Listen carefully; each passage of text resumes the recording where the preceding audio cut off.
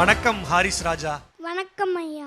ஒரு நல்ல ஒரு ஆக்ரோஷமான ஒரு பேச்சு ஹாரிஸ் ராஜா எல்லா சுற்றுலையுமே வழங்கிட்டு இருக்கீங்க. இப்போ இந்த திரைப்பட சுற்றுல ஒரு நல்ல ஒரு ஆக்ஷன் திரைப்படத்தை ஹாரிஸ் ராஜா எடுத்துகிட்டு வந்திருப்பாரு அப்படின்னு நேயர்கள் நினச்சிக்கிட்டு இருக்கிறாங்க. என்ன படம் எடுத்துகிட்டு வந்திருக்கீங்க? 12th fail. யாரை சொல்கிறீங்க? படத்தோட பேரே 12th ஃபெயில். ஆமாங்க. 12th ஃபெயில் அப்படிங்கிற ஒரு படம். அந்த படம் உங்களுக்குள்ள என்ன மாற்றத்தை ஏற்படுத்துனுச்சு, சமூகத்தில் என்ன மாதிரியான மாற்றங்களை பாடங்களை சொல்லி கொடுத்துருக்குங்கிறத ஹாரிஸ் ராஜாவினுடைய இந்த உரையின் மூலமாக கேட்க நாங்கள் ஆவலோட காத்திருக்கிறோம். வாழ்த்துக்கள். நன்றி. 12th ஃபெயில் ஆனால் என்ன, வாழ்க்கையில் பாஸ் ஆவதுதான் முக்கியம் என்ற தத்துவத்தை சொல்ல வந்திருக்கும் இச்சிறுவனின் பணிவான வணக்கம்.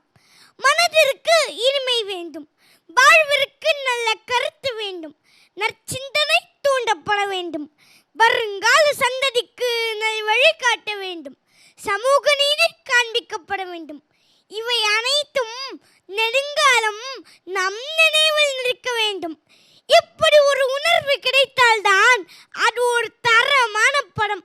அந்த வகையிலே உணவிற்கே வழி இல்லாத ஏழ்மை குடும்பத்தில் பிறந்து 12ஆம் வகுப்பு பொதுத் தேர்வில் தோல்வியடைந்த ஒருவன் இந்தியாவிலே மிகவும் கடினமான UPSC தேர்வில் வெற்றி பெறுவதற்காக ஆட்டோ வாகனம் ஓட்டி, கழிவறையை சுத்தம் செய்து, தெருவில் பிச்சைக்காரர்களோடு உறங்கி, அதுவும் வெறும் 3 மணி நேரம் மட்டுமே உறங்கி, கிடைக்கும் கொஞ்ச நேரத்தில் கஷ்டப்பட்டு படித்து கடின உழைப்பை காணிக்கையாக்கி UPSC தேர்வில் வெற்றியடைந்து தற்போது மத்திய தொழில் பாதுகாப்பு படையில் ஐஜியாக தரம் உயர்த்தப்பட்டிருக்கும் மனோஜ்குமார் IPS என்ற லட்சியவாதியின் சொந்த கதையை எடுத்து படமாக்கப்பட்டதுதான் 12th ஃபெயில் என்ற திரைப்படம்.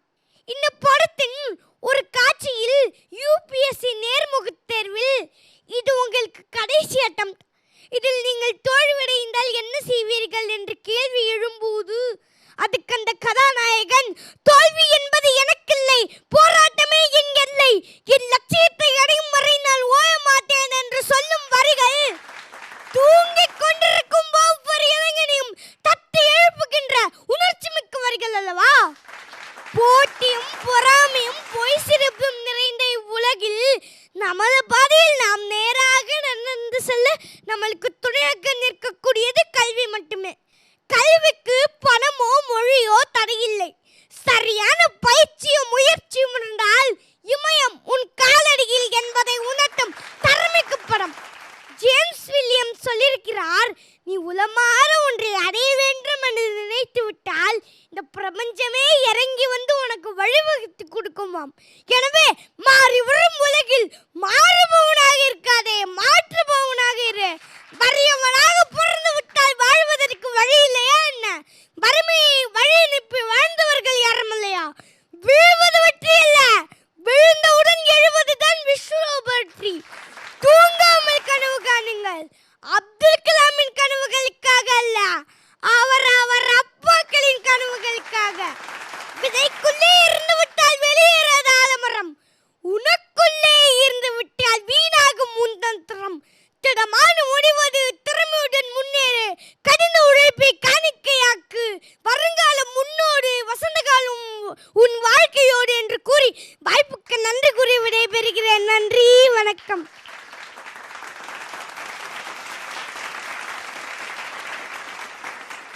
ரொம்ப அழகான ஒரு உரையை தம்பி வழங்கியிருக்கிறார். இவரை பார்க்கும்போதெல்லாமே சாத்தியமற்றது அப்படின்னு எதுவுமே இல்லை, எல்லாமே சாத்தியம்தான் அப்படிங்கிறத தொடர்ந்து தன் உரையால் நிரூபித்து கொண்டிருக்கிற ஹாரிஸ் ராஜாவுக்கு ஒரு உற்சாகமான கைத்தட்டல் கொடுங்க. இவர் கோபமாக பேசினார்னா எதிரில் இருந்து இந்த பேச்சை கேட்குறவங்களுக்குள்ள ஒரு கோபம் வந்துடுது.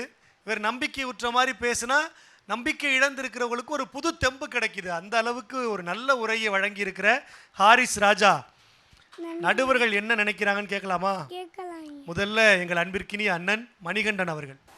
சரியாக சொல்லணுன்னா, சிறப்பாக சொல்லணுன்னா, ரொம்ப மிகச்சிறந்த முறையில் சொல்லணுன்னா, இல்லை எல்லாருக்கும் பிடிச்ச மாதிரி சொல்லணுன்னா, இதுதான் பேச்சு. நன்றி. அழகான ஒரு மதிப்புரை, வாழ்த்துரை எங்கள் அன்பிற்கினிய பாடலாசிரியர் கவிஞர் நிரஞ்சன் பாரதி அவர்கள்.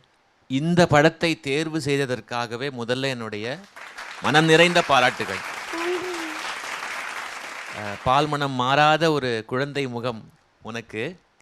உன்னை பார்க்கும்போது நீ இப்படி ஆக்ரோஷமாக பேசுவதை பார்க்கும்பொழுது என்ன திடீரென்று ஒரு கைக்குழந்தை மைக்குழந்தையாக ஆகிவிட்டதே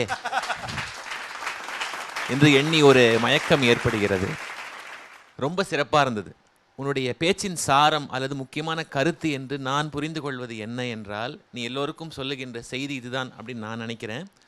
ஒரு மாணவனுக்கு எங்கேயோ தொலை தேசத்தில் இருக்கின்ற ஒரு விஞ்ஞானியோ அல்லது ஒரு விளையாட்டு வீரரோ அல்லது அவன் வகுப்பில் அவனுக்கு கற்றுத்தரக்கூடிய ஆசிரியர் தான் எப்போதும் ஒரு உந்து சக்தியாக இருக்கணும்னு இல்லை.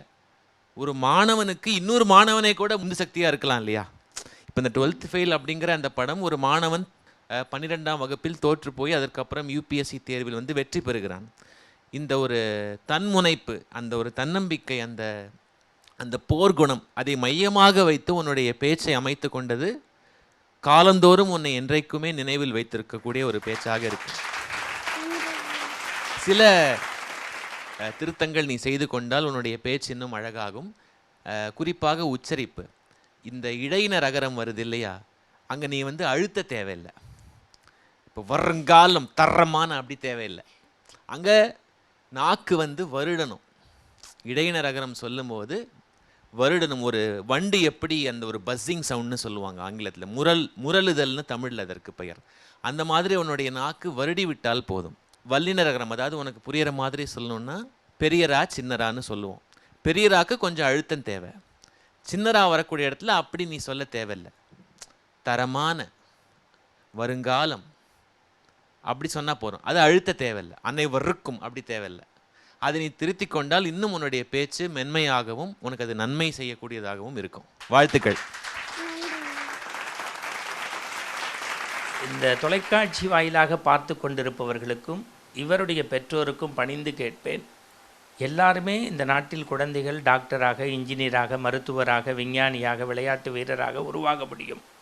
ஆண்டவனுடைய அருள் இருப்பவர் மட்டும்தான் பேச்சாளராக, பாடகராக, விளையாட்டுத் துறையில் வெல்பவராக வர முடியும். என்னுடைய விருப்பமெல்லாம் இந்த ஆற்றலை ஒருபோதும் நீ விட்டுவிடாதே. நீ ஒரு இறையருட் குழந்தை. இதை நீ அப்படியே லைஃப்பில் தூக்கிக்கிட்டே வா.